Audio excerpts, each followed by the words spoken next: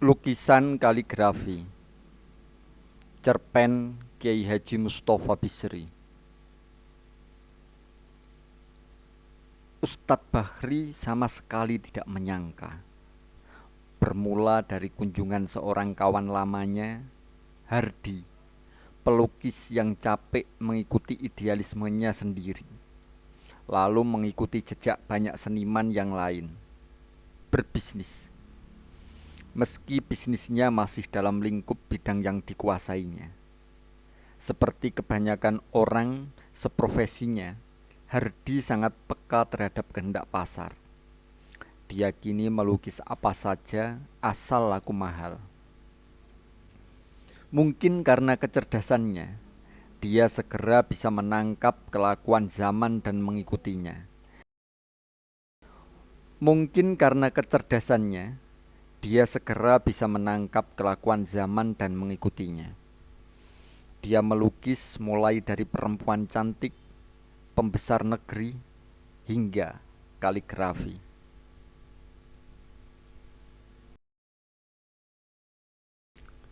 Menurut Hardi, di samping silaturahmi, kedatangannya juga dimaksudkan untuk berbincang-bincang dengan Ustadz Bahri soal kaligrafi.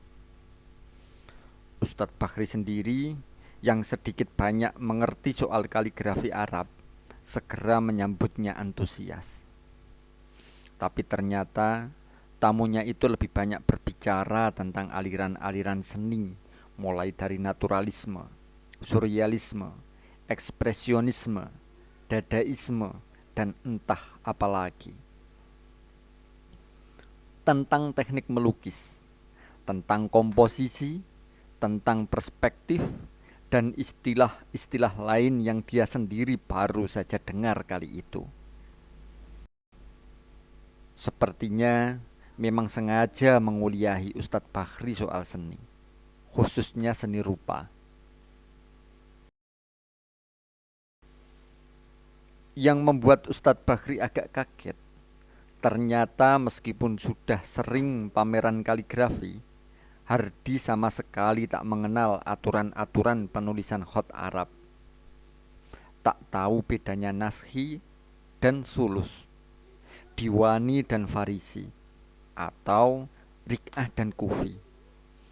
Apalagi falsafahnya.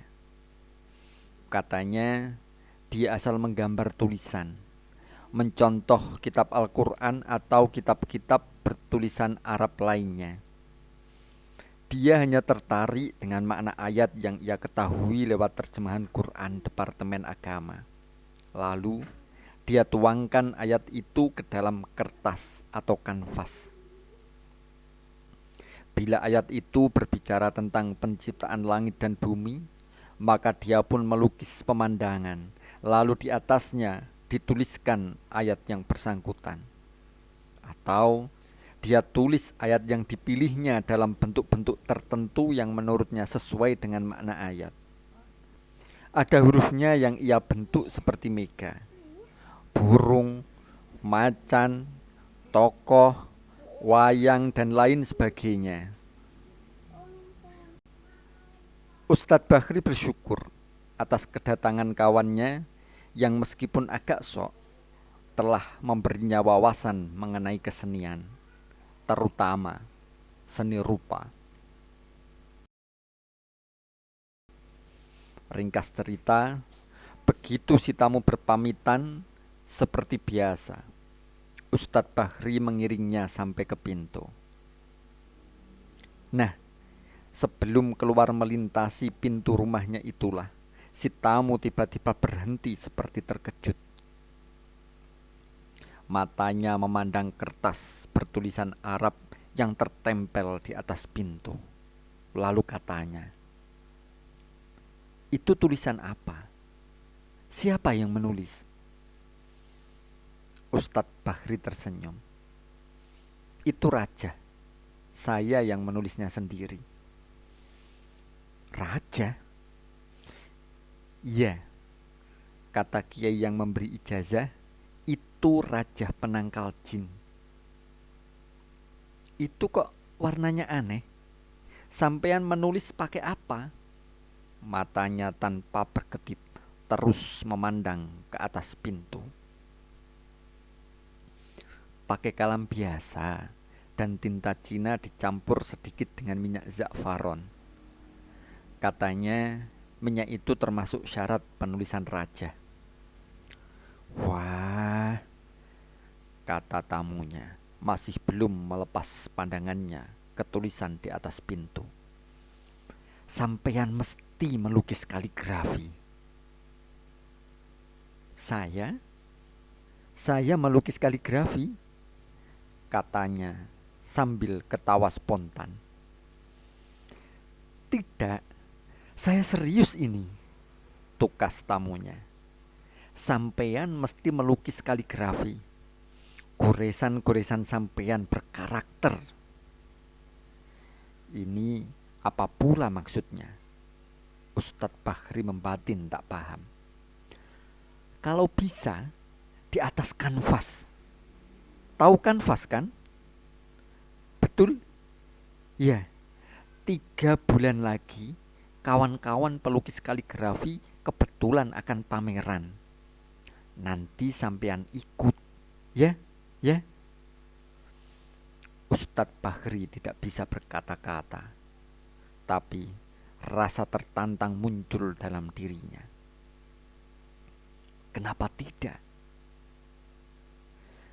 Pikirnya, orang yang tak tahu hot saja berani memamerkan kaligrafinya. Mengapa dia tidak? Namun ketika didesak tamunya, dia hanya mengangguk, asal mengangguk. Setelah tamunya itu pergi, dia benar-benar terobsesi untuk melukis kaligrafi. Setiap kali duduk-duduk sendirian, dia oret-oret kertas, menuliskan ayat-ayat yang ia hafal. Dia buka kitab-kitab tentang hot dan sejarah perkembangan tulisan Arab. Bahkan, dia memerlukan datang ke kota untuk sekedar melihat lukisan-lukisan yang dipajang di galeri dan toko-toko sebelum akhirnya dia memutuskan untuk membeli kanvas, cat, dan kuas. Anak-anak dan istrinya agak bingung juga melihat dia datang dari kota dengan membawa oleh-oleh peralatan melukis. Lebih heran lagi ketika dia jelaskan bahwa dialah yang akan melukis. Meski mula-mula istri dan anak-anaknya menertawakan, namun melihat keseriusannya, rame-rame juga mereka menyemangati. Mereka dengan riang ikut membantu membereskan dan membersihkan gudang yang akan dipergunakannya untuk sanggar melukis.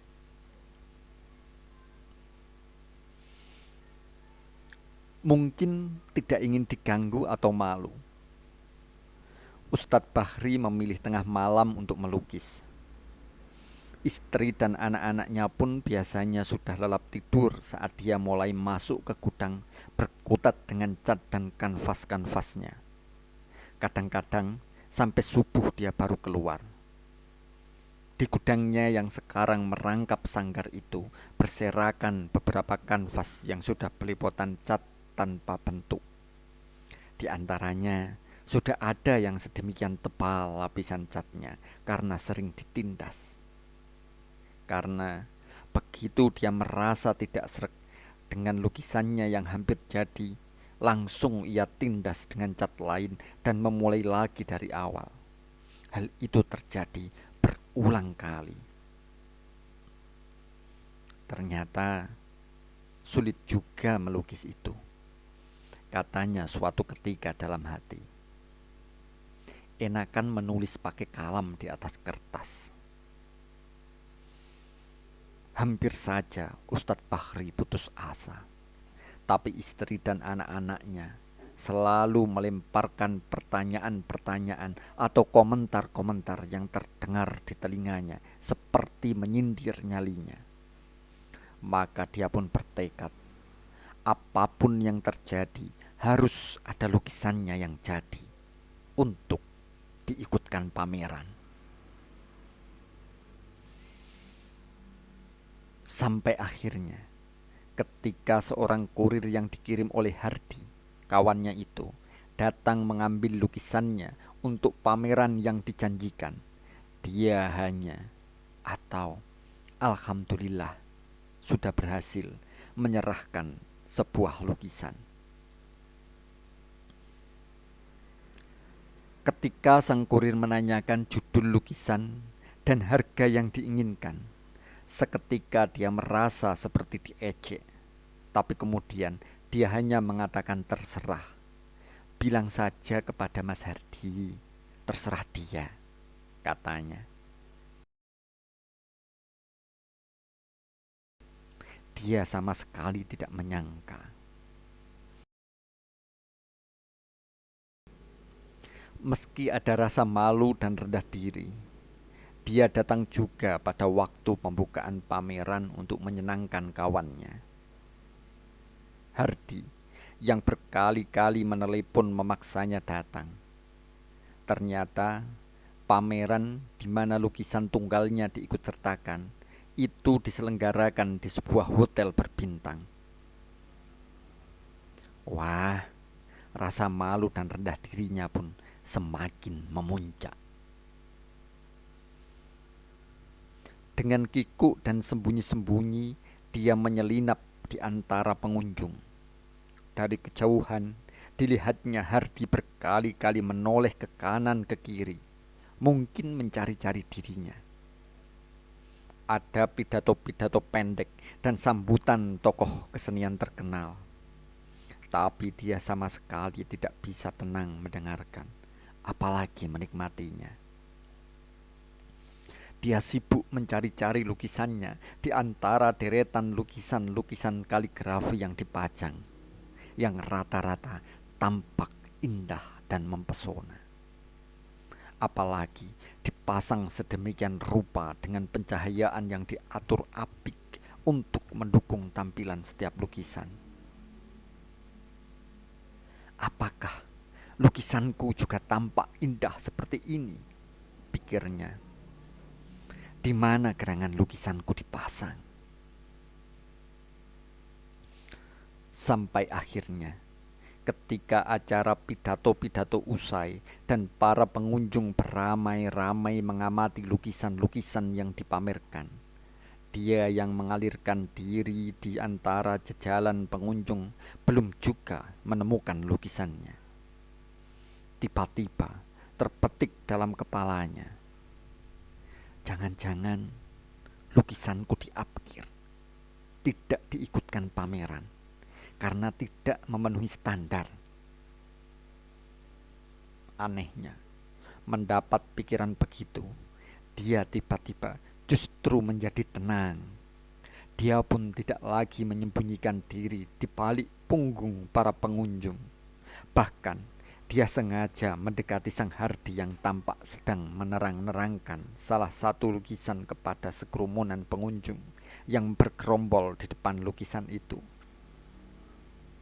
Lukisan itu sendiri hampir tak tampak olehnya, tertutup banyak kepala yang sedang memperhatikannya. Lah, ini dia. Tiba-tiba Hardi berteriak ketika melihatnya. Dia jadi salah tingkah dilihat oleh begitu banyak orang. Ini pelukisnya, ujar Hardi lagi, lalu berkata kepada dirinya, kemana saja sampean? Sudah dari tadi ya datangnya. Sini. Ini, bapak ini seorang kolektor dari Jakarta. Ingin membeli lukisan sampean. Astaga, ternyata lukisan yang dirubung itu lukisannya. Dia lirik tulisan yang terpampang di bawah lukisan yang menerangkan ada lukisan. Di samping namanya, dia tertarik dengan judul yang tentu Hardi yang membuatkan. Alifku tegak di mana-mana. Wah, Hardi ternyata tidak hanya pandai melukis, tapi pandai juga mengarang judul yang hebat-hebat, pikirnya. Di kanvasnya itu memang hanya ada satu huruf, huruf alif. Lebih kaget lagi ketika dia membaca angka keterangan harga. Dia hampir tidak mempercayai matanya. 10.000 US dollar. Gila. Begitu melihat lukisan Anda, saya langsung tertarik. Tiba-tiba si bapak kolektor berkata sambil menepuk bahunya. Apalagi setelah kawan Anda ini menjelaskan makna dan falsafahnya. Luar biasa. Dia tersipu-sipu. Hardi membisikinya. Selamat, lukisan sampeyan dibeli beliau ini. Katanya Anda baru kali ini ikut pameran, kata si bapak kolektor lagi tanpa memperhatikan air mukanya yang merah padam. Teruskanlah melukis dari dalam seperti ini. Melukis dari dalam? Apa pula ini? Pikirnya. Wartawan-wartawan menyuruhnya berdiri di depan lukisan alifnya itu untuk diambil gambar. Dia benar-benar salah tingkah. Pertanyaan-pertanyaan para wartawan dijawabnya sekenanya. Mau bilang apa? Besoknya, hampir semua media massa memuat berita tentang pameran yang isinya hampir didominasi oleh liputan tentang dirinya dan lukisannya. Hampir semua koran, baik koran ibu kota maupun daerah, melengkapi pemberitaan itu dengan menampilkan fotonya. Sayang, dalam semua foto itu sama sekali tidak tampak lukisan alifnya. Yang terlihat hanya dia sedang berdiri di samping kanvas kosong. Beberapa hari kemudian, beberapa wartawan datang ke rumah Ustadz Bahri, bertanya macam-macam tentang lukisan alifnya yang menggemparkan, tentang proses kreatifnya, tentang bagaimana dia menemukan ide melukis alif itu, tentang prinsip keseniannya, dan lain sebagainya. Seperti ketika pameran, dia asal menjawab saja.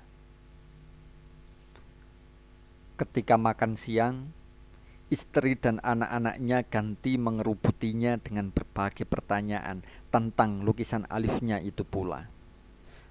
Kalian ini kenapa? Kok ikut-ikutan seperti wartawan? Teriaknya kesal. Tidak, Pak. Sebenarnya apa sih menariknya lukisan Bapak? Kok sampai dibeli sekian mahalnya? Tanya anak sulungnya.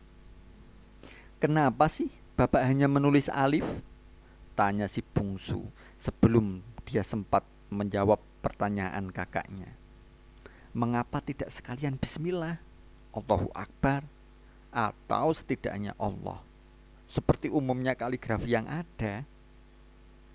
Istrinya juga tidak mau kalah rupanya. Tidak sabar menunggu dia menjawab pertanyaan-pertanyaan anak-anaknya. Terus terang saja, Mas, sampeyan menggunakan ilmu apa? Kok lukisanmu sampai tidak bisa difoto? Ustadz Bahri geleng-geleng kepala. Kepada para wartawan dan orang lain, dia bisa tidak terus terang. Tapi kepada keluarganya sendiri, bagaimana mungkin dia akan menyembunyikan sesuatu? Bukankah dia sendiri yang mengajarkan dan memulai tradisi keterbukaan di rumah? Begini, katanya sambil menyantaikan duduknya, sementara semuanya menunggu penuh perhatian. Terus terang saja, saya sendiri sama sekali tidak menyangka. Kalian kan tahu sendiri, saya melukis karena dipaksa Hardi, tamu kita yang pelukis itu. Saya merasa tertantang. Saya sendiri baru menyadari bahwa meskipun saya menguasai kaidah-kaidah khot, Ternyata melukis kaligrafi tidak semudah yang saya duga. Apalagi kalian tahu sendiri, sebelumnya saya tidak pernah melukis. Lihatlah di gudang kita, sekian banyak kanvas yang gagal saya lukisi. Bahkan saya hampir putus asa dan akan memutuskan membatalkan keikutsertaan saya dalam pameran. Tapi Hardi ngotot mendorong-dorong saya terus. Lalu, ketika cat-cat yang saya beli hampir habis, saya baru teringat pernah melihat dalam pameran kaligrafi dalam rangka MTQ belasan tahun yang lalu. Seorang pelukis besar memamerkan kaligrafinya yang menggambarkan dirinya sedang sembahyang, dan di atas kepalanya ada lafal Allah. Saya pun berpikir, mengapa saya tidak menulis Allah saja? Ustadz Bakhri berhenti lagi, memperbaiki letak duduknya, baru kemudian lanjutnya. Ketika saya sudah siap akan melukis, ternyata cat yang tersisa hanya ada dua warna, warna putih dan silver. Tapi tekad saya sudah bulat. Biar hanya dengan dua warna ini, lukisan kaligrafi saya harus jadi. Mulailah saya menulis alif. Saya merasa huruf yang saya tulis bagus sekali, sesuai dengan standar huruf sulus jali. Namun ketika saya pandang-pandang, letak tulisan alif saya itu persis di tengah-tengah kanvas.